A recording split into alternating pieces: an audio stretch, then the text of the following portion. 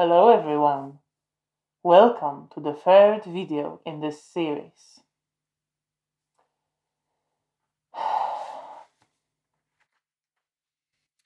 So, I obviously didn't think things through when I decided to dress up kind of like a clan I'm talking about for this video. So, here's my mask of the 1,000 faces, or a cop-out. I'm Xandra, by the way. I never introduced myself in these videos before, because I'm clearly terrible at this. But I also have videos about Bruja and Toreador, so if you're interested, go check them out. Right, so here's the drill. We are talking about Clan Nosferatu, obviously. I'm going to go through all the editions of VTM and trace how the clan changed between them, identify its main themes, and finally, give some examples of how these themes can be incorporated into various Nosferatu characters. I'm going to stick to core books and few other books important for expressing the clan, mostly Clanbooks. I love VTM, but I also observed that generally, the further away you get from the core books, the more strange nonsense various writers introduce. And I just can't get into all of that in one video. And speaking of nonsense, we'll certainly cover some of that too, because, let's be honest again, VTM has accumulated a lot of that over the years. This game is really one of my favorite things, but come on, nobody in their right mind would buy that it's all good. I'm going to be talking for a long time, so feel free to use the links in the description to navigate the video, to jump to the parts that interest you. And with all of that finally out of the way, let's talk about Clan Nosferatu. Part 1. The Evolution of Clan Nosferatu. The first edition of VTM came out in 1991 and presented Nosferatu as a clan characterized first of all by monstrous appearance, isolation from society, and affinity for staying hidden and obtaining information. The Nosferatu clan flaw is monstrous and revolting appearance, and it defines a lot of their existence. It's not just being kind of ugly either. Cursed with revolting smell and inhuman appearance, Nosferatu cannot show themselves to mortals, and have to carry the psychological burden of having been painfully transformed into something unnatural and hideous. Revolting not just to others, but often also to themselves. The most obvious consequence of their monstrous appearance is isolation, first of all from mortal society.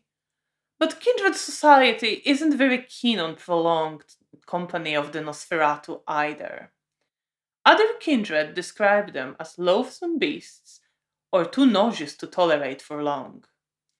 In response, Nosferatu are said to prefer a solitary existence, avoiding interactions with other clans. They live in isolated and abandoned places such as city sewer system, abandoned houses, or graveyards. They do, however, maintain contact with their clanmates, visiting each other in their havens and exchanging information. Nosferatu are very good at gathering information. Due to their appearance, they often have to remain unseen, and as a result, they are very good at it. Gifted with obfuscate, they became expert at sneaking, observing, and listening, and are probably the best informed among the Kindred. Their skill at staying unseen is not only useful for spying, but also for getting out of trouble. Nosferatu are not a clan known for bravery, and when in danger, they are most likely to make a tactical retreat to save their own skin. This is clearly expressed by the quote attributed to the clan. I don't look for trouble, but if it comes, I hide from it. Damn right, pretty boy. You may call me a chicken, but I've known a lot of Kindred over the years who got smart just a few seconds too late. When Nosferatu interact with other Kindred, they are known for lewd and obnoxious behavior. Rejected and looked down upon, They don't give a damn about what is appropriate in the civilized kindred society. They often aim to shock and disgust other kindred with their behavior. They are cheerful amid their squalor, especially so when others are forced to enter the realm. But unfortunately, there is something very messed up in this description of Clan Nosferatu. They are said to embrace mortals who are twisted in some way or otherwise undesirable. Now, this already sets off alarm bells regarding how this twistedness will be defined, and things quickly get even worse with the statement that Nosferatu consider their embrace to be too horrific to bestow on any worthwhile human being. And who do they embrace? First, we are told that they choose cast-offs and failures of society. Then, that most Nosferatu have lower class concepts. Now, somewhere underneath it all, there is a seed of an idea that Nosferatu see worth and potential in people that our society looks down upon, because they are themselves looked down upon in the kindred society. But to be honest, I'm being too generous here, and I shouldn't be. The implications of the text are really nasty towards marginalized people, and fuck that. The text of the second edition is practically identical to the first, but we get more details on cast-offs and failures who are not worthwhile human beings and thus can become Nosferatu. These are the homeless, the mentally ill, and the hopelessly antisocial. So, yeah, fuck that even more. Moving on from that regrettable piece of writing, let's dive into the first Clanbook Nosferatu, which actually improves things and offers a much better thought out perspective on whom the Nosferatu commonly embrace and why. Nosferatu are still said to pick people who have been alienated from society, but this time, justification for it is not awful. They are looking for people with grit and resilience who already endured difficulties in their mortal life and thus seem less likely to break as a consequence of painful physical transformation, alienation from the mortal world, and harsh treatment from other kindred. Nosferatu are after survivors who endure despite all the shit that the world throws at them. In fact, the clan book states that survival is how Nosferatu gain status in the clan. Nosferatu existence is pain, and those who have endured the pain the longest are accorded the greater respect.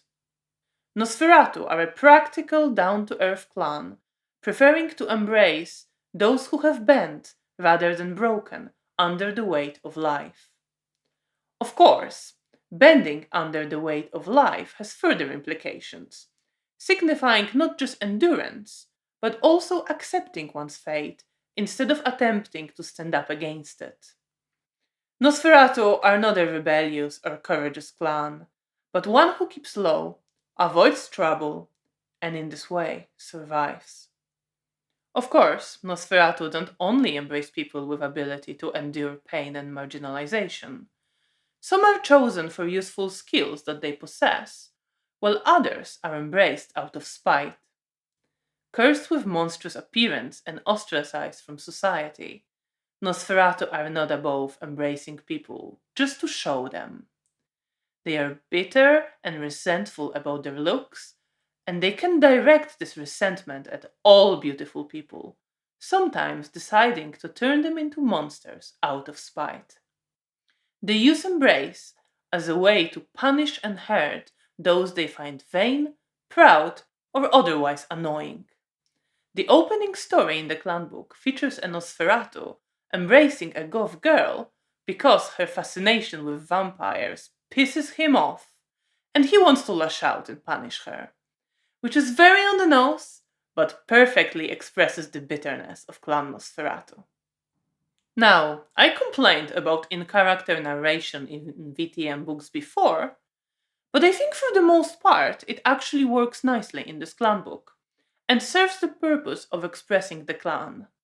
The narrator conveys well the cynicism, self-mockery, and general contempt characterizing Clan Nosferatu, and the Clanbook is overall a fun read, although it's not free from ridiculous ideas, such as some Nosferatu feeling that they must keep digging deeper and deeper underground to find their promised land. A strong theme that emerges from the Clanbook is that Nosferatu externalize that what the polite and civilized Kindred society would prefer to keep hidden. This is true of their appearance, which is said to be a curse inflicted on their antediluvian and to be the reflection of his anger and hate. Nosferatu appearance is an expression and a reminder of internal ugliness of all kindred. But it is also true of their general attitude. Nosferatu have no tolerance for bullshit, don't bother with politeness, and often aim to shock and disgust other kindred with their crude behavior. They are honest with themselves about what they are, and do not attempt to whitewash their actions in noble sentiment. They can't be bothered to play into civilized hypocrisy of other kindred. They despise their pretentiousness, and they can be obnoxious about it. They are also known to enact petty revenge by spreading lies just to see the chaos it causes for the bastards who look down on them. Although it must be remembered that they are no rebels. They refuse to be polite and to play by the rules of the so-called civilized society, but only when they can allow themselves to do that. They aim to shock and disgust, but generally not to protest or challenge. Ostracized by others, Nosferatu maintain strong social ties with each other. They are among the most unified clans, and although I think the Clanbook unnecessarily exaggerates their clan over sect attitude, their ties are a very important aspect of the clan. These ties are not based just on hierarchy, but are rooted in understanding and sympathy, because they all went through the same transformation of their bodies, and they all continue to suffer its physical, psychological, and social consequences. The ties are also said to serve the purpose of sticking together and sharing information to keep safe from the Niktuku, who are a Nosferatu bloodline bent on hunting down and destroying the bloodline that we know as Clan Nosferatu. I don't really cover lore in these videos and won't get into it further, but I mention this because the threat that the Niktuku pose is said to be the reason for many characteristics of Nosferatu, such as their unity or their efforts to gather information. And while I don't mind Niktuku as a legend some Nosferatu tell each other, I think it's overemphasized here as something that defines the behavior of the clan.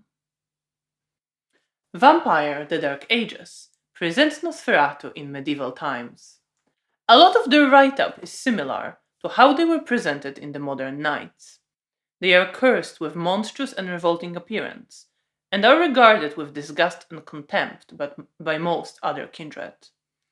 They are a cohesive clan, held together by shared experience of abuse, privation, and painful curse, and they tend to treat each other with respect and courtesy. With the help of their disciplines of obfuscate and animalism, they gather information which they freely share with their clanmates and trade with others. The book also presents convincing reasons for Nosferatu's extensive engagement in trafficking information. In addition to having disciplines that make them well suited for it, it is one of the few things they could do to demonstrate their value to other kindred and to survive. Despised by others for their disgusting appearance, Nosferatu were often exiled from kindred domains and made scapegoats for all kinds of evil. Needing to move from place to place, they carried information with them. Information that they could then trade to be allowed to live and feed in a different domain. Vampire the Dark Ages also presents an interesting perspective on the Nosferatu curse and reason for their discrimination in this period. Through their curse, they are no longer made in God's image. They are abominations and the visible reminders that kindred are damned creatures. Cain's children are called the damned, and none embody this more than do their wretched Nosferatu. Many Nosferatu believe this, but have faith that redemption is possible. To achieve it, they humbly endure their existence, which they see as necessary penance, and seek opportunities to do good deeds while remaining unnoticed. And while such an outlook won't suit many characters in modern day chronicles, its elements can still be used as an inspiration for creating modern day religious Nosferatu. The revised edition re-emphasizes a lot of what was already said about the clan. They undergo a painful and traumatic transformation, are cursed with revolting appearance, and are ostracized by other kindred, who consider them useful but disgusting. They tend to stick together, and while they don't have strict protocol and structure like Ventru or Tremere, they are a very unified clan.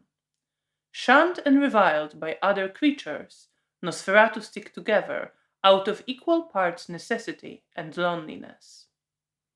They are a clan of survivors, very adept at sneaking and eavesdropping. For survival, they keep up to date with affairs and gossip, and often act as information brokers. The core book of Revised Edition doesn't add new aspects to the concept of the clan, but it re-emphasizes the theme of Nosferatu's appearance being a reflection of what all kindred are. The Revised Edition, of course, also produced its own Clanbook Nosferatu. It doesn't really introduce new perspectives on the clan, but explores its aspects that were already introduced before. The Nosferatu's monstrous, revolting appearance is underlined throughout the book and emphasized with multitude of flaws and merits related to it. It is the core of Clan Nosferatu, and all its other aspects stem from it.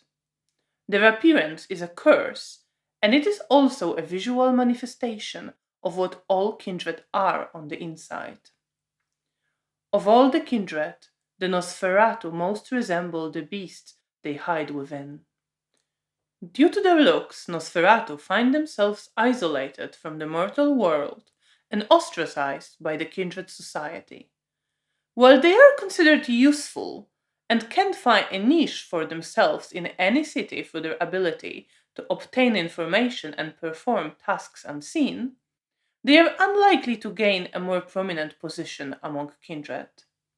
Nosferatu princes are almost unheard of, and even sheriffs are rare and an exception to the rule.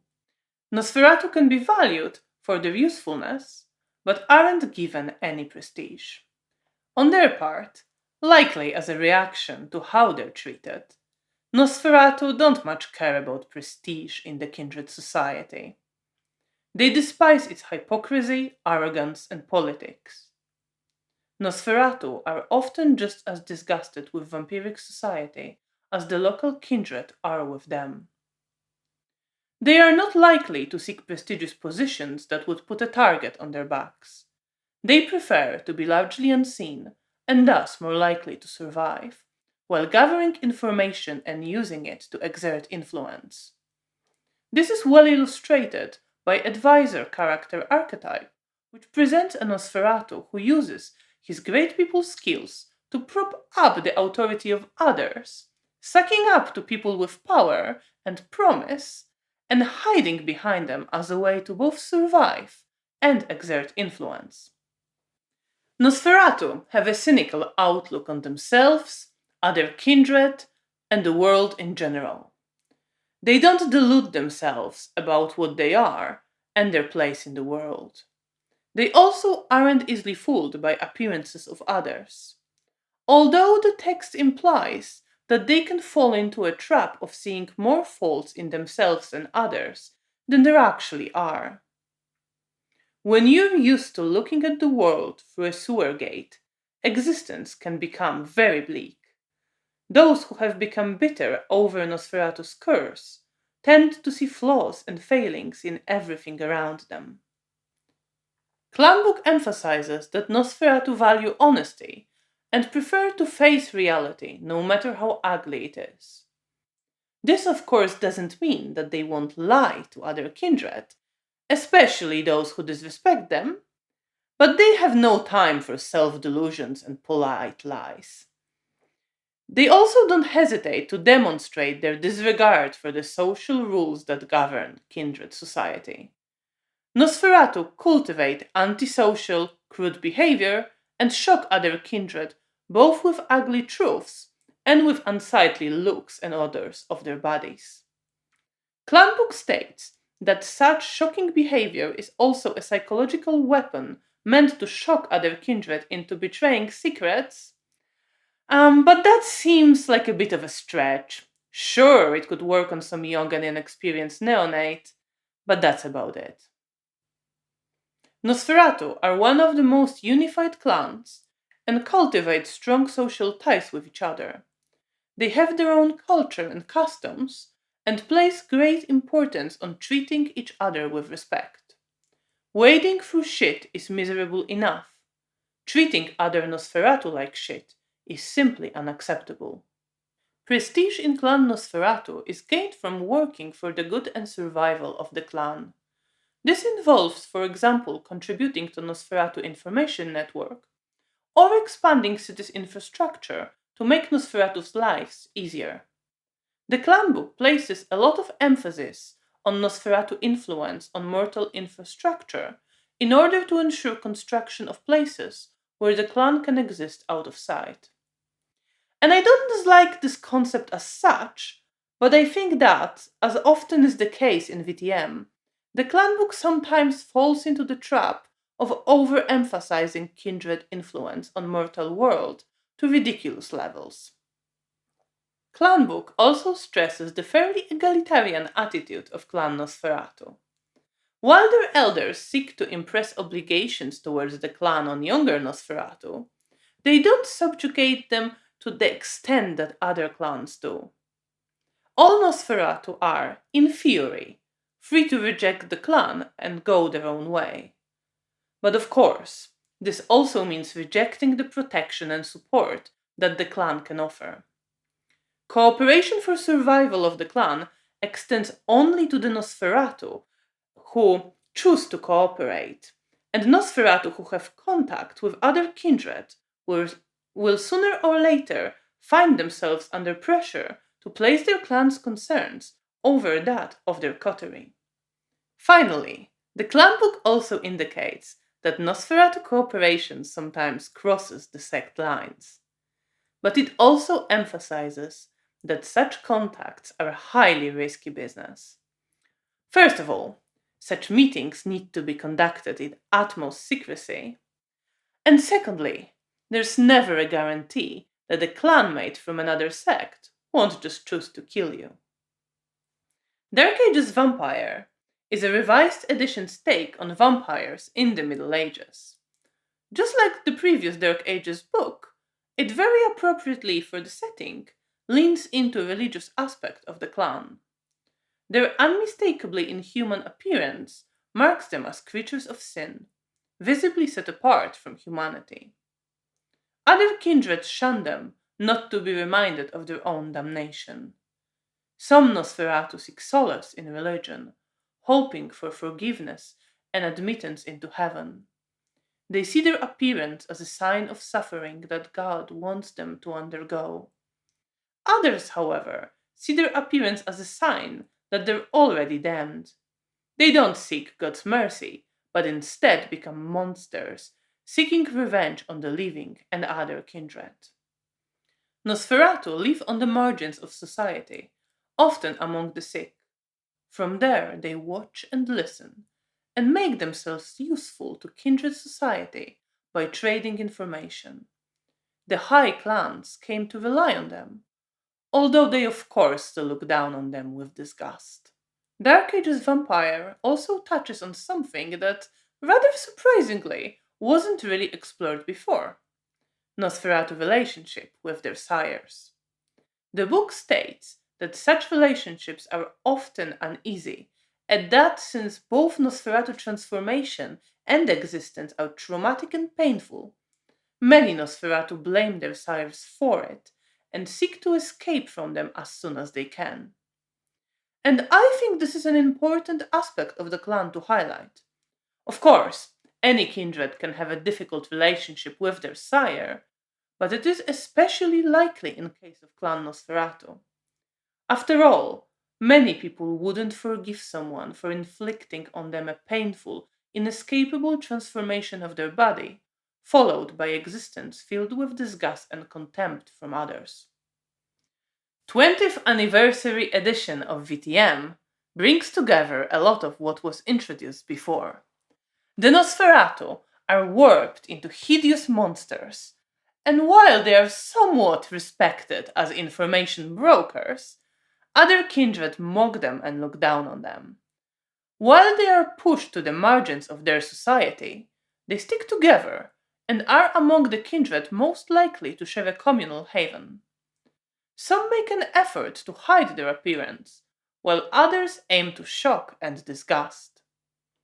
Nosferatu react to their transformation and resulting alienation in various ways, but they are rarely indifferent towards it.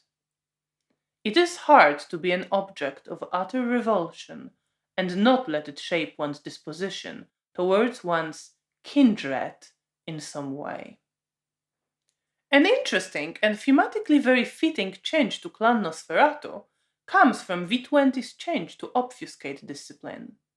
Specifically, to the third dot, which allows kindred to appear as someone else.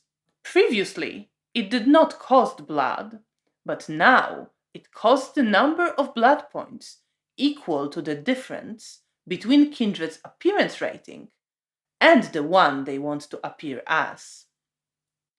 This naturally affects Nosferatu the most, since their appearance is always 0, and I think this is a great decision. Yes, it's harsh if you're playing a Nosferatu who wants to appear as someone beautiful, but that's the whole point of playing a Nosferatu. The change underlines the Nosferatu clan curse and ties in very elegantly into their theme of social power of beauty and disadvantage that comes with its lack. Lore of the Clans is V20's equivalent of Clanbooks, assembling extra information about the clans in one place. Its write-up of Nosferatu reiterates some of the basics of the clan, such as their monstrous appearance and skill at gathering information. There is some information on Nosferatu efforts to reshape cities' infrastructure, Shreknet, and Nosferatu factions that aren't really factions, but more types of Nosferatu one might encounter. There is a nice addition regarding Nosferatu warrens, which states that network of Nosferatu havens doesn't necessarily have to be underground, and that in cities with unstable soil or prone to earthquakes, Nosferatu create a network of safe houses instead, which can include basements, caves, and ordinary homes. I like it, because it encourages working with the infrastructure of the city where your game is set, instead of always defaulting to a series of underground warrens. It also underlines Nosferatu's ability to adapt and survive in various places, which is very appropriate. Lore of the Clans also re-emphasizes that Nosferatu prefer to keep a low profile and value survival over ambition. The Nosferatu are proof that not every vampire is obsessed with power and ambition. They rarely become princes, and if they do, they're usually placeholder candidates that no one wants but no one objects to. They prefer to stay in the background rather than to hold a position of power and make themselves targets. There is a contradiction in the text, which at one point states that Nosferatu are neutral in respect to sects, but then talks of Camarilla and Sabbat Nosferatu who exchange secrets but also use the same channels to sow misinformation in the opposing sect. Make of that what you will. I personally find the idea of neutral Nosferatu uncompelling, and definitely way less interesting than their mistrustful and risky communication across sect lines. Lore of the Clans also puts more emphasis on Nosferatu being loners, stating that while they crave each other's company, their meetings are awkward affairs in which nobody really wants to take part. This is of course different from previous books, which underlined that while Nosferatu are ostracized by other kindred, they are sociable creatures when it comes to interacting with their own clan. And speaking of ostracism, while it is mentioned in Lore of the Clans, it is somewhat downplayed, particularly when it comes to effects being ostracized can have on members of Clan Nosferatu. The same goes for Nosferatu's monstrous appearance. Lore of the Clans bends over backwards to stress that for the most Nosferatu, their appearance is not much more than a pain in the ass. And listen, I absolutely believe that some Nosferatu would come to terms with how their bodies were changed. But to have a clan cursed with monstrous, repulsive appearance, and then insist that actually they don't really care about it and don't think it's much of a curse, makes the whole appearance a bit pointless. It also instantly makes Nosferatu less interesting. V20 Dark Ages presents a write-up of the Nosferatu written in a style sometimes bordering on purple prose. So depending on how you feel about that, you might find it all intriguing or really frustrating. The write-up re-emphasizes that the clan is focused first and foremost on survival. Security and having a quick road of escape are priorities when it comes to their havens. They favor mental and physical stats so that they are smart and strong enough to survive and defend themselves. The religious aspect of the clan is downplayed, which is a strange choice for a Dark Ages game. Instead, there is an emphasis on knowledge as Nosferatu's primary interest, as they are said to not just trade information, but to respect all fields of study. Unfortunately, the only context given for this is that the clan doesn't know what it seeks, so they respect all fields of study because they don't know what expertise may be important. I suppose this was meant to sound mysterious, but having Nosferatu not knowing what they seek, but definitely seeking it, just makes me roll my eyes. Finally, in V20 Dark Ages, the Nosferatu are set to avoid feeding on the disenfranchised, and instead to use feeding to offer moral lessons, even if their morals are twisted. This is in direct contradiction to previous books, which stated that Nosferatu are absolutely not above feeding from the disenfranchised, and actually use the fact that such people are less likely to be believed to their advantage. And finally, we come to 5th edition of VTM. Here, the Nosferatu still are characterized by grotesque appearance, but its severity is somewhat downplayed. Since appearance is no longer an attribute, Nosferatu's bane is now that they get a repulsive flaw. It is similar to what was there before, but a bit of a cop-out since, unlike previous appearance rating of 0, it is a flaw that any character can take. So Nosferatu don't necessarily look more repulsive and more inhuman than some other kindred, which honestly is a bit of a letdown given that this is the very core of the clan. They have an additional penalty to disguising themselves as human, which helps with it somewhat, but it all feels like misguided backpedaling on severity of Nosferatu's deformed appearance. Nevertheless, they are still a clan that have always been ostracized and hunted. The humiliation and suffering teach them some compassion and make them the most humane of the kindred. They also have an outside perspective on the kindred society and can see through some of its hypocrisy. The Nosferatu are a clan of survivors, but they are survivors in a way roaches are. V5 write-up very nicely emphasizes that Nosferatu are bottom feeders who aren't particularly loyal or principled. They are focused on survival and do what they need to stay alive. If what's needed is betraying their masters or their anarch comrades, then so be it. They also survive and make themselves useful by being skilled in investigation and gathering information. This is, of course, nothing new, but there is a new aspect to it that comes with the Nosferatu clan compulsion, which makes them become consumed with a hunger for secrets, which is just silly. The implication is that it's the Nosferatu blood or beast or whatever that makes them seek information, and I don't think it's a compelling choice. It reduces the circumstances of Nosferatu existence that contributed to them developing such a niche to they're just like that. It really feels like someone tried to think of a compulsion to give them and went, they gather secrets, so let's make it something to do with secrets, because they couldn't come up with anything better. V5 Camarilla book offers additional write-up of the Nosferatu. It confirms that the edition backpedals hard on severity of Nosferatu's monstrous appearance.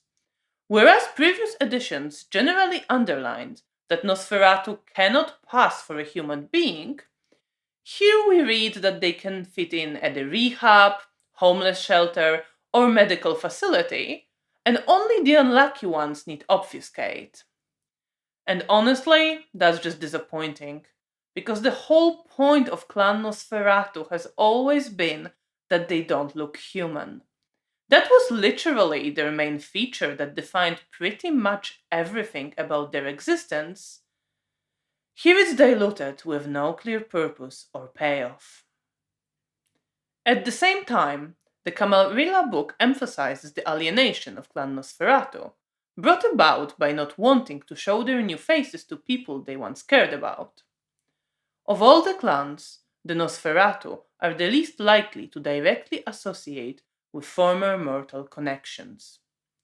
And that's nice, but again, a bit less impactful, since we've just read that many Nosferatu could pass off their looks as a consequence of having been in an accident. And sure, that could still make them self-conscious about their looks, but it's just not the same as looking like a monster. The book also states that due to their appearance, Nosferatu are very conscious of how they present themselves, which is a beginning of a nice idea. I thought the book might go into Nosferatu being very skilled at picking their clothing and using obfuscate to create the desired first impression and capitalizing on power of appearances. But that's not what's written. What we get instead is wearing spectacular masks to hide their faces, and, I kid you not, stinking haute couture gowns out of trash. Nosferatu also got a short write-up in V5 Anarch book. It explains that Anarch Nosferatu rejected Camarilla because they were tired of being treated as third-class citizens and wanted something different, which makes sense. The book also brings back two ideas from older editions. First, that Nosferatu keep communications lines open between sects, but here the place of Sabbat is of course taken by Anarchs. Second, that Nosferatu let their clanmates walk away from the clan if they so wish. Here it takes the form of being free to walk away from the Camarilla to join the Anarchs, but the book clearly states that it means no longer benefiting from protection that the Camarilla offers, and also being open to abuse from Camarilla Nosferatu. Part 2. What are the Nosferatu about? Okay, so here's the deal. I don't particularly like leaning into or going against clan stereotypes as a way of creating characters. To be honest, I rarely think in terms of clan stereotypes at all. I found that thinking about clan themes is much more conducive to creating interesting characters. When I say themes, I simply mean what the clan is about. Its core conflicts and drama, the questions it poses, and its place within the work of fiction that is VTM. Each clan is about something, and engaging with some of what it is about is the best way to come up with compelling characters who will give you particular clan experience and won't just be random characters with clan disciplines and labels slapped on them. And before any of you jumps to wrong conclusions, engaging with themes doesn't mean creating only obvious Nosferatu. Although there's nothing wrong with such classic concepts, and anyone who tells you there is should be ignored. You can also engage with themes through unobvious characters who don't seem to fit their clan at first, or who want to reject everything it is, but still very much speak to what the clan is about. Some of the best characters I've seen were like that. Now, of course, Kindred embraced for a variety of reasons, but it would be silly if sires didn't look for children they related to in some way or found useful for whatever they consider important. Certain similarity of outlook and personalities within a clan is to be expected. Of course, there is space for diversity and outliers, but all outliers have to deal with what comes with their vita and with social position and expectations stemming from the clan they belong to. Engaging with themes doesn't have to come through who the character was before the embrace. It can also be done through how they deal with the realities of existing as a kindred of their clan. Normally, I would jump into discussion of the themes here, but there is one more thing I want to address before that. Nosferatu are obviously associated with gathering and brokering information, and while it is their most common activity, the more I thought about it, the more I came to the conclusion that while it is an aspect of clan's description, it isn't their theme. It is what they do, but it isn't really what they are about. That doesn't mean that I want to discourage playing Nosferatu, gathering and exchanging information. I don't. That would make no sense. And I like this being Nosferatu's area of focus. But to say that Nosferatu are about gathering information and secrets would be a very superficial reading of the clan, and I'm not satisfied with surface level information like that. I want to go deeper into what the Nosferatu are about at their core. So, what are the themes of Clan Nosferatu? Monstrous appearance. Clan Nosferatu, at its core, is about appearance. Its significance to individuals, its social power, and the privileges that it can grant. But it explores these topics from the perspective of those who do not possess such privileges nor power, and have no hope of ever attaining them. It is about forever being at a disadvantage because of how you look. Clan Nosferatu faces head-on the ugly truth that although many people might say they don't care about looks, we tend to care about it more than we admit, even to ourselves. Beauty comes with privilege, and what is perceived as its lack comes with disadvantage. Of course, Nosferatu clan curse goes deeper than not being considered beautiful. It goes deeper than being ugly. They are repulsive, monstrous, inhuman. And I know some of you are now getting ready to protest that Nosferatu are actually hot. And listen, I know some of you are honest and genuine monster fuckers. If you hear the description of loose, oily skin peeling off the flesh, pus oozing from festering wounds, smell of gangrene, or so many words that they almost distort facial features, and you think, that's hot, you're glorious, you do you. But even you have to admit that for a majority of people, such features are repulsive, and these are the people that Nosferatu usually have to deal with. On top of that, the Nosferatu themselves usually aren't exactly fond of their appearance. They all go through a painful transformation that twists their bodies into a form they, at least at the start, don't recognize as themselves. Clan Nosferatu is about having your body transformed without your control and against your will. and being forever stuck with the consequences. It is about looking in a mirror and not recognizing yourself as you. It is about the effects of such a transformation on an individual and their relationships with others and the whole world. Many Nosferatu are genuinely ashamed of their appearance, especially soon after the embrace. This is, of course, true of those who paid a lot of attention to their looks in life, but even people who didn't much care will often be affected. There is a huge difference between looking unkempt through not caring about your appearance and suddenly finding yourself looking like an absolutely disgusting monster. Clan Nosferatu is about finding your own body revolting, about being ashamed and disgusted by how you look. Think about how your Nosferatu character deals with what happened to them. What scars did the transformation leave on their psyche? How does it impact their relationships with others? How did it affect how they view themselves? Of course, not all are affected to the same degree. For some, it is a world shattering tragedy.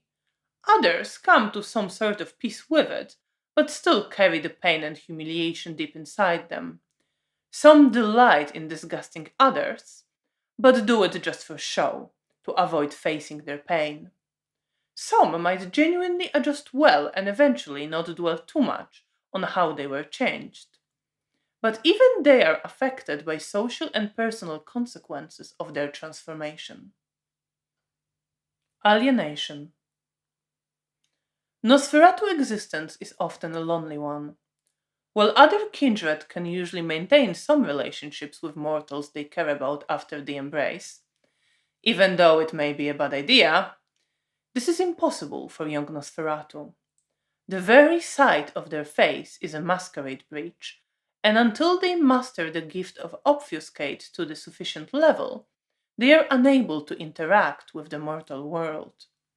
As they are learning, their loved ones most likely consider them dead or missing, and might move on.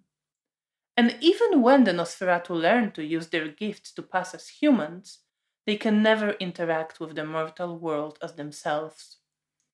A Nosferatu who by accident or in an act of trust shows their true face to a mortal will most likely be reminded of their otherness through the fear caused by their appearance.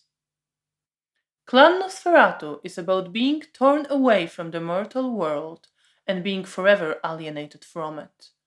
While this is of course an overall theme of VTM, the Nosferatu are among the clans who lean into it the most.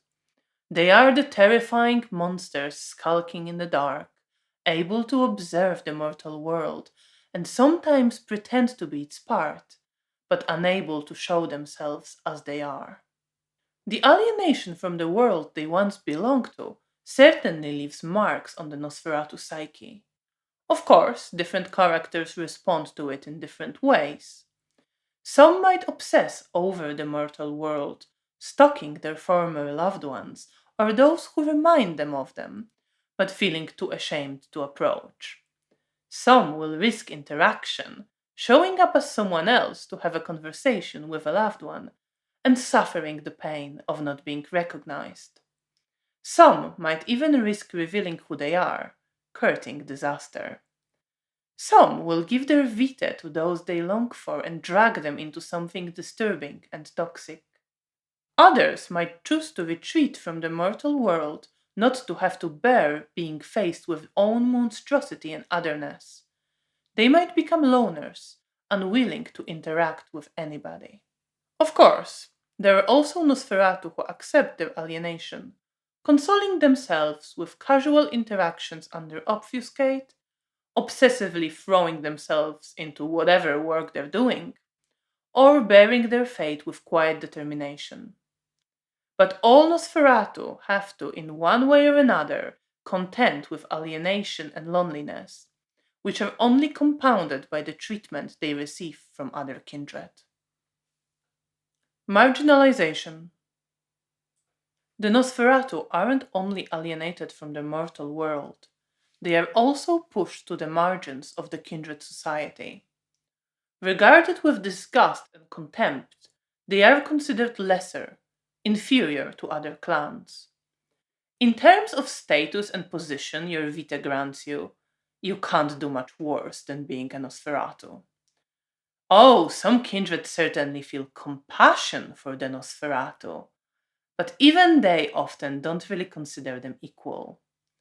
Some even feel the way Nosferatu are treated is an injustice, but even they may react with revulsion to seeing Nosferatu's face. Living in an oppressive society is one of the main themes of VTM, and the Nosferatu lend themselves to exploring being at the bottom of social hierarchy in an oppressive structure. The clan is about being faced with others instinctively finding you repulsive and looking down on you because of who you are. It is about stigma, marginalisation, and ostracism that you cannot escape from. It is about facing social barriers that you cannot overcome because of who you are.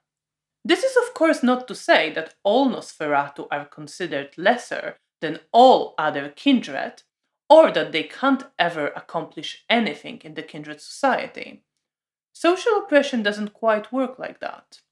An elder Nosferatu can hold a considerable sway in the city, and a resourceful younger one can become a valuable contact for many kindred. As such, they can have a higher and more stable position than many kindred of other clans. But at the same time, their peers, other elders, or other well connected kindred see them as lesser. Valuable, useful, even accomplished, but still a Nosferatu. And if it comes to choosing, the life and prosperity of a Nosferatu will regularly be deemed less important than that of, for example, a Ventrue or a Toreador. Nobody will ever expect a Nosferatu to act as a leader of a coterie. And if one tries, kindred they interact with might find that disgraceful and perverse. It might even damage the standing of the entire coterie. The Nosferatu are about living in a society where your life is considered less valuable. It is about knowing that others see you as lesser and that it will be the case no matter what you accomplish. It's about the effect that realizing your lower position and not being able to escape it has on people, about how they cope with it and how it affects their interactions with other kindred.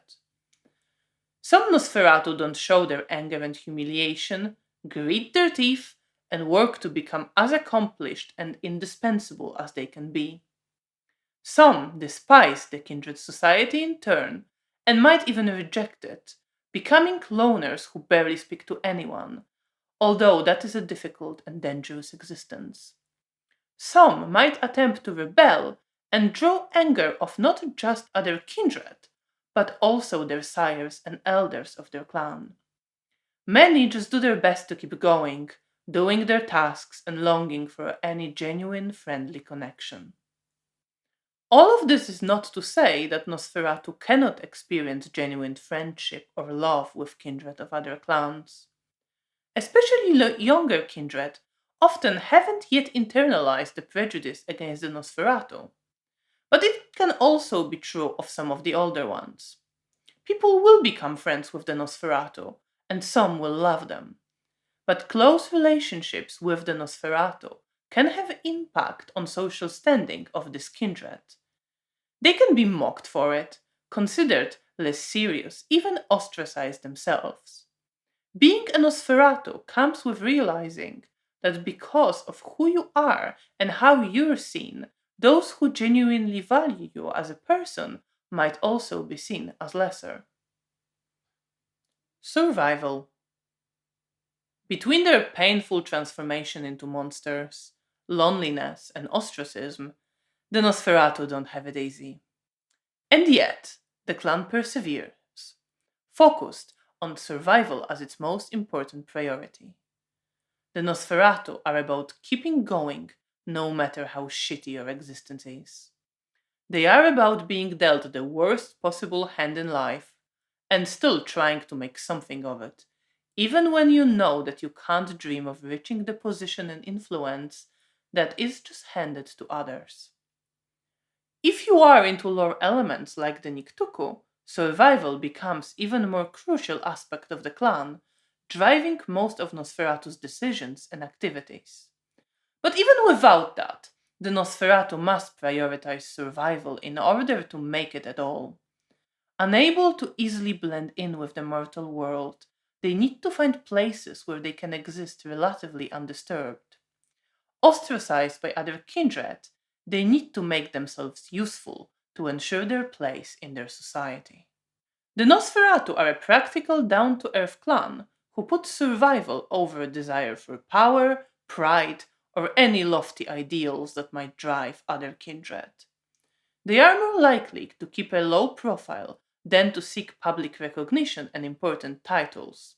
Firstly, not to make themselves targets, and secondly, because other kindred might take issue with a Nosferatu holding an important title.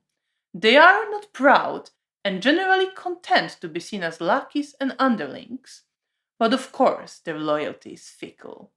There is a clear cynical streak to Nosferatu's approach to survival. They don't care for looking or being brave or good. It's better to be a spineless coward and survive. When going gets hard, they will betray those whose trust they gained and stoop as low as needed to make it through. The Nosferatu are about surviving by sacrificing your conscience, ideals, and self respect. It follows that while Nosferatu of course work to improve their existence, they do it within the status quo of the kindred society. They generally don't strive to challenge the prejudice against them or to drastically change the world they live in. That would be delusional nonsense that could only endanger them. They're survivors, not rebels or revolutionaries. The Nosferatu are about bending and adapting in order to survive under oppression, not about standing up to it. Of course, that doesn't mean that all Nosferatu are content with placing survival above all else. Some, especially younger ones, might want to challenge the kindred social order, or might hold on to principles that other Nosferatu deem foolish. This puts such individuals at odds with lessons and priorities of their clan, which can of course make for very interesting stories. Just remember that the existence of Nosferatu who step out of line too much and lose their clan's protection can be very precarious. Ultimately, the Nosferatu are about reinforcing and protecting the structures of society that oppresses them out of immediate convenience. While they of course have their, sometimes very strong, opinions on the so-called worth of other kindred and their whole social order, when it comes to choosing, they choose shitty but stable now over vague and dangerous hopes for something better. Community. Alienated from the mortal world and ostracized by other kindred, some Nosferatu become loners. But this is not the case for the clan as a whole. Quite the opposite, the Nosferatu are one of the most unified clans. Pushed to the margins by the same curse, they stick together. The clan is conducive to stories exploring a community formed through shared traumas, difficulties, and disadvantaged position. This includes mutual support, guidance, and understanding that Nosferatu can offer each other, but also taking out own frustration and bitterness on others, mockery of those too sensitive, and passing on of clans' overall approach to their existence, for better or worse. Some Nosferatu recognize that they're all in the same shitty situation and generally have each other's backs. Others might be bitter and attempt to make themselves feel better by tormenting those who struggle to adjust to Nosferatu existence. Some are hardened survivors who can offer great advice, but show no understanding nor tolerance for anything they see as feeling sorry for yourself. The clan is the only community most Nosferatu can hope for, but like any social group, it can be a source of both support and further pain and trauma. While it certainly isn't always a nice community, overall it is less strictly hierarchical than is usual for Kindred. The Nosferatu are more or less free to engage with it as much as they choose, and even to reject it and go their own way without being forcibly put in line or killed. That, of course, doesn't mean that there are no consequences. If someone doesn't contribute to the Nosferatu community, they can't expect much in return. If one walks away, they can't expect any help or protection unless they do a lot to earn it back. The Nosferatu are about being expected to do your part for your community. While they are less hierarchical than some other clans, they're certainly not completely egalitarian. As usual, elder kindred are the ones who determine what direction and actions the community needs.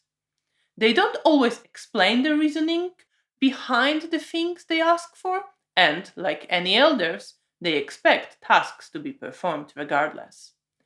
Similar pressures can be exerted by sires and other Nosferatu the character regularly associates with. These requests can easily come into conflict with Nosferatu's personal values or other loyalties. Some Nosferatu are perfectly happy to always place the clan first, but some might make close connections with other kindred and come to care for them just as much or more. But regardless of their feelings, Nosferatu characters might be expected to spy on their coterie, betray their trust, and possibly even put them in danger. Other clans, of course, know this and are usually wary of trusting Nosferatu too much. That's why, on occasions when a genuine trust, friendship, or even love develops, committing such a betrayal is even harder for the Nosferatu character and hurts even more. The Nosferatu are about having split loyalties, about going behind your friends' backs, and knowing that although you might crave genuine connection, you cannot be fully trusted, and perhaps don't deserve the connection you crave or the friendship you were offered. It is about doing what's needed for your community, but it is also about the demands of this community furthering your alienation from other people. Ugly truths. The Nosferatu are often a source of discomfort for other kindred, and not just because they are an unpleasing sight. True, they are repulsive, but what really gets some people is that they're a visual reminder of monstrous bestial nature of all kindred. Members of other clans can pretend to be so very civilized and veil themselves in a veneer of humanity, but the sight of a Nosferatu's face shatters this illusion. It reminds kindred of their condition, regardless of whether it is understood as damnation or bestial instinct that always threaten kindred's civilized self-image. This, of course, fuels Nosferatu's marginalization. After all, many kindred who want to maintain their veneer act as if it is the Nosferatu who are the problem. The Nosferatu are about shattering people's pretenses and self deception, and about the social consequences of being a reminder of something your society doesn't like to think about. They are about showing people the uncomfortable side of their existence and being shunned for it. Some Nosferatu try to avoid causing such discomfort, going to great lengths to play into social charades of other kindred. But others, especially those who feel secure enough to do so, and the particularly disgruntled ones, take the opposite approach, seeking to shock, disgust, and cause offense. The Nosferatu theme of revealing ugly truths isn't limited just to the effects of their appearance. It can also manifest in what Nosferatu characters say and how they behave. They are often the ones to call bullshit on beautiful pretense, to reveal somebody's dirty secret just to cause havoc, to give a realistic assessment of a very shitty situation when other kindred would prefer to focus on hope, silver linings, or other lies. Of course, This tendency needs to be balanced against danger such a behavior might pose. After all, a neonate Nosferatu who publicly decides to share some truths with the Primogen Council won't survive for very long. But because they're not expected to act like civilized people anyway, Nosferatu can get away with a certain degree of crude behavior. There is a brutal honesty to Clan Nosferatu, a tendency to see things for what they are and saying it like it is, whether it comes to the world, other kindred, or themselves. They have been dealt a very shitty hand, and they know it, so they're unlikely to fall for beautiful words or fancy appearances. They are about bringing into the spotlight what others might prefer to forget about or keep hidden, and about facing reality head on, no matter how hard or painful it is.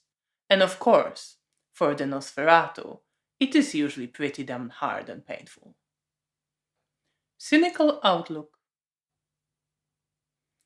While the Nosferatu are unlikely to be fooled by beautiful words, they might fall into a trap of assuming things and people's intentions are worse than they actually are.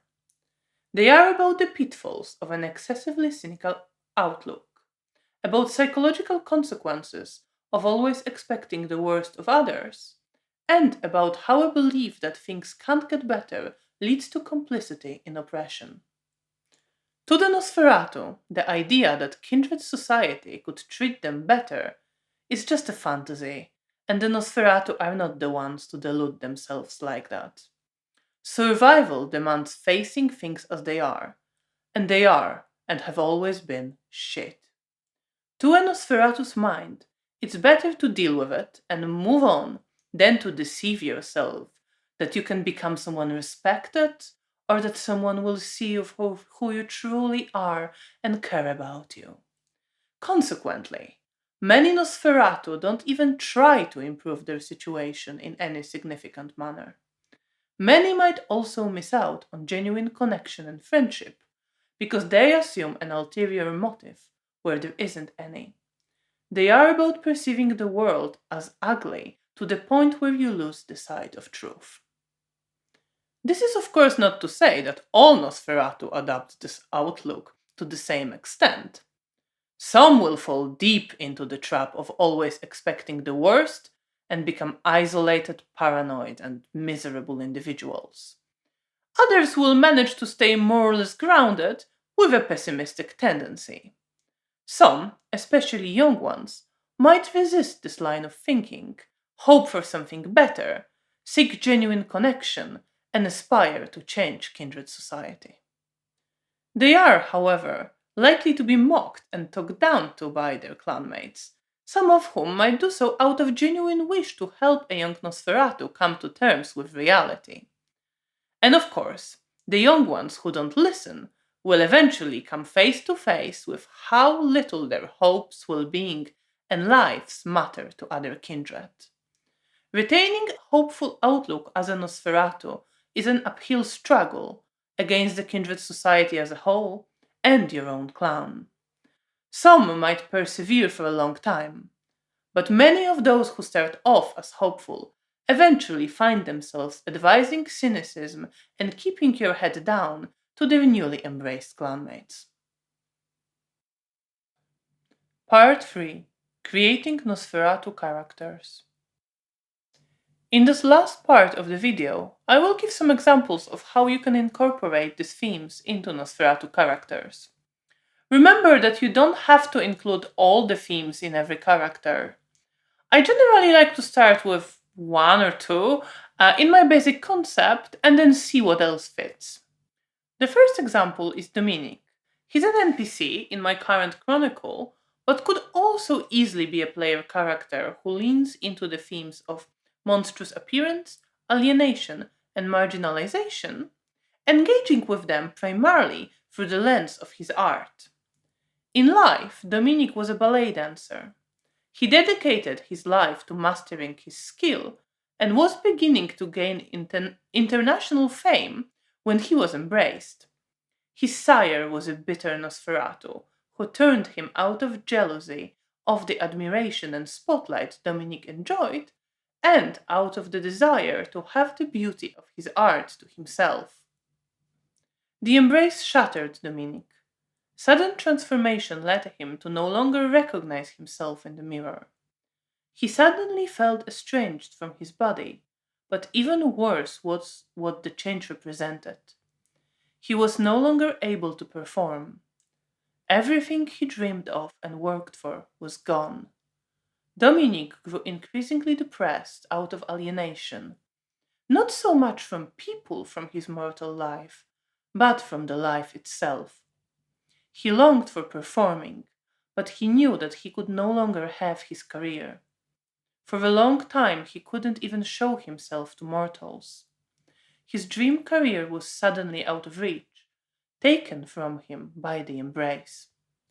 To make matters worse, he also painfully learned of how other kindred see him.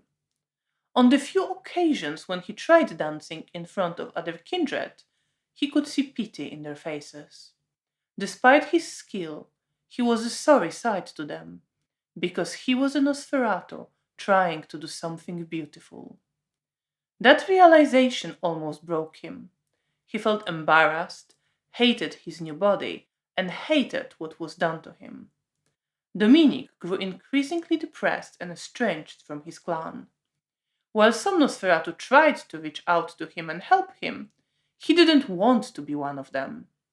The pain of having lost himself and everything he worked for was still too raw. In the chronicle I ran, Dominik found a kindred lover who loved him for who he was and appreciated his skill. He managed to heal to some extent, but his pain and alienation were still present, threatening to resurface and potentially destroy the one genuine connection he found. If I was to play him as a PC though, I would start before he entered a relationship. His story could be about rediscovering himself and finding a way to connect to others despite what was done to him. Or, depending on how things went in the chronicle, it could also be a story of a man who couldn't find a way to move forward, refused to accept the reality of his new existence, and was eventually destroyed by the consequences of the Nosferatu embrace. My second example is Georg, a fellow PC in a chronicle in which I'm currently playing, who leans heavily into the themes of survival and cynical outlook. Georg is the kind of person who, although he has a good sense of right and wrong, repeatedly chooses wrong out of convenience, cowardice, and belief that the world is just ugly like that. In life, he worked as a forensic technician in East German police. When asked, also supporting the work of Stasi, the East German secret police. He felt that he was an absolute scumbag and was disgusted with himself, but told himself that he needed to keep going to keep himself and his family safe. After all, the world was just like that. There wasn't another option. His forensic and investigative skills, as well as his decision to grit his teeth and do whatever vile act was necessary to provide for himself and his family, eventually earned him an embrace by Clan Nosferatu. As he was learning the kindred ways under the protection of his sire, Georg briefly felt relief that his life became easier, or at least less morally taxing and emotionally exhausting. Of course, that didn't last. Georg eventually began to receive more duties from his clan and from the Camarilla. Yet again, he found himself in a situation where his job demanded that he put his morals to the side, and he did it without question. After all, he knew that the world was just an ugly and horrible place. There was no use denying that or rebelling against it. He wanted to please his superiors and have a successful existence as a kindred, so he got on with what needed to be done. Georg is a scumbag who doesn't believe that the world can be any better and knows that he has to survive in it, so he does what is demanded of him without much protest or questions. However, as Chronicle moves forward, his conscience gets even more strained, and he begins to realize the social position of his clan, Georg feels increasingly disgusted by the world. While he still gets on with how the world is, his clear sense of right and wrong is a seed of a potential future change in the character. Although he is a character who plays into the Nosferatu cynical outlook, in the future he might begin to interact with the theme by rejecting his clan's dominant attitude and coming into conflict with those who continue to stick to it. My third example is Baśka, who was a minor NPC in my previous chronicle. In developing her, I drew primarily on the themes of marginalization, community, and ugly truths. She was a young queer woman who was kicked out of the house by her conservative family and became homeless. Already in life, she was faced with marginalization and suffering many people choose not to think about. She grew angry with people who pretend life is in any way good and fair. She decided that most of the world can go fuck itself and focused on trying to build community and mutual support with others in similar situation. Baśka saw her embrace as yet another shitty thing that happened to her.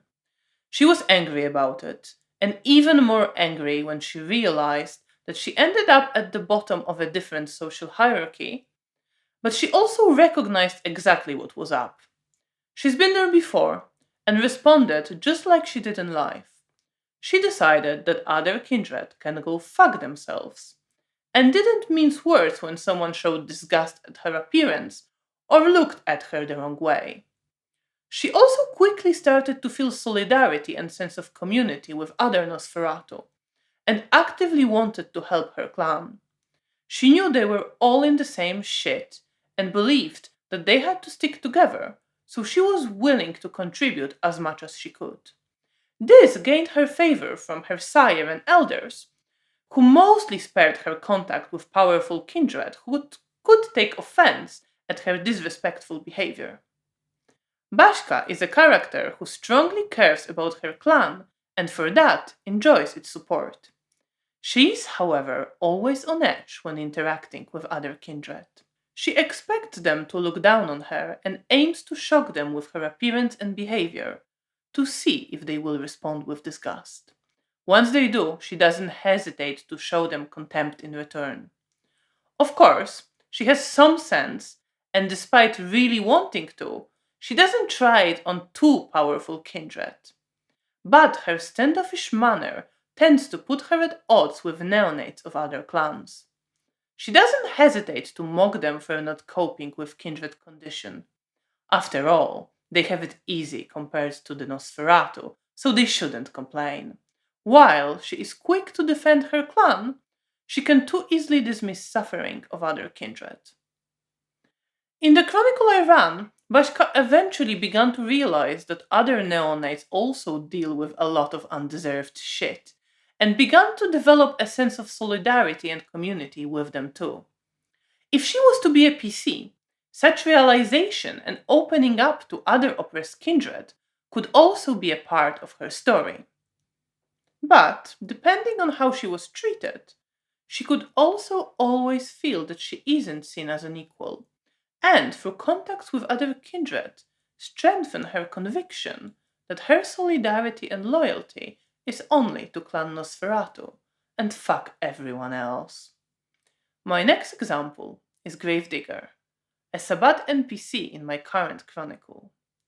Gravedigger was very much conceived as an NPC, but could also be played as a PC in a game exploring the perspective of inhuman Sabbat vampires.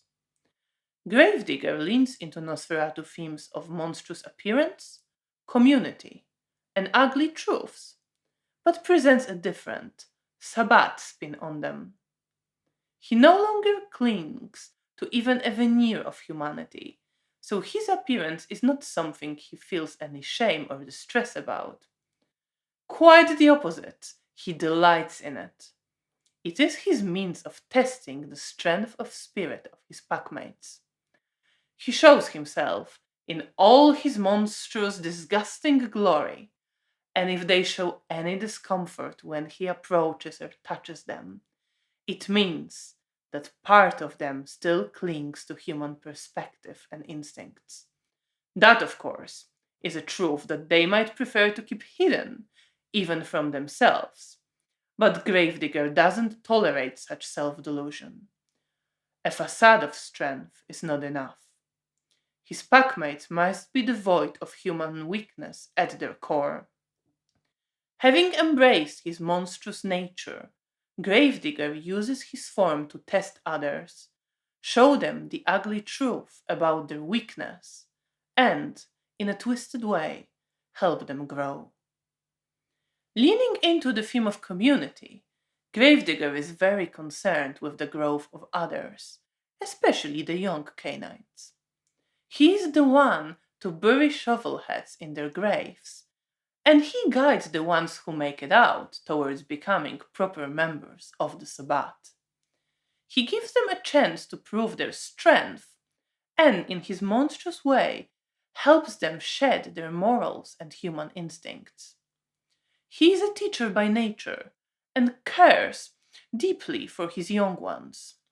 Although, of course, that doesn't mean that he is any gentler with them. In Sabbat, that would be a disservice. Quite the opposite. Out of care, he puts his young packmates through hell, so that they can emerge as their strongest possible selves.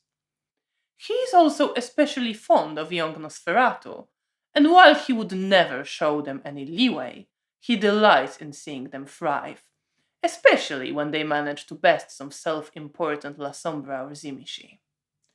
Gravedigger is a character absolutely dedicated to caring for his community. His pack, and the Nosferatu in it, who uses his monstrous appearance as one of the means to test, mock, and strengthen those he cares about, helping them become monsters. Finally, I want to give an example of an elder character. Wilczyca, which means a female wolf in Polish, is the Nosferatu primogen I created for my chronicles set in Warsaw. She is mostly centered on the theme of survival, but also leans into those of community and cynical outlook. Her name tells a part of her story.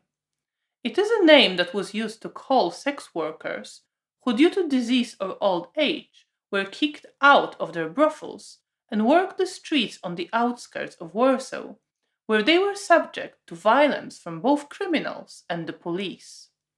Wilczyca was such a sex worker who, despite the violence and abuse that she endured, did not give up but kept trying to survive, no matter what she had to do for it and no matter what was done to her.